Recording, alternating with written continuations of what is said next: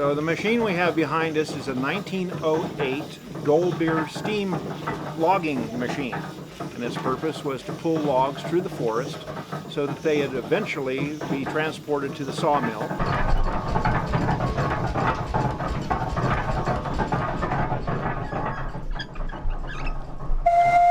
So this steam engine operates essentially by a wood fire boiling a steep kettle full of water, creating steam.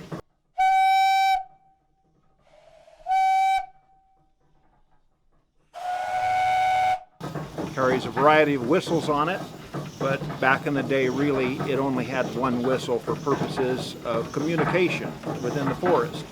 If there was a need for communication over the side of a hill, they would have what's called a whistle pump. A small boy that had a wire that was attached to the whistle, and he would watch the logging operation below and then pull the whistle at the right time so that the steam engineer could engage the machinery and pull the log up from an area where the engineer couldn't exactly see it.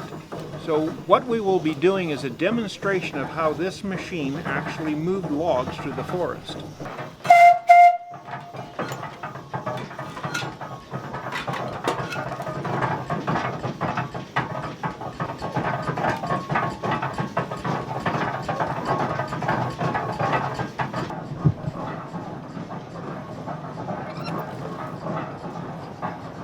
Essentially, the loggers would drop the trees, and this machine would roll the logs into two-pole chutes, which is basically a road through the woods.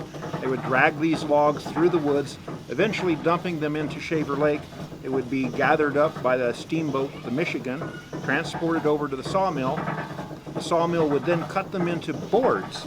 The boards would then be dried, and after a period of time, when they had sufficient buoyancy, they would kick them into the flume. And then the flume was 42 miles long and would reach Clovis 6.5 hours later.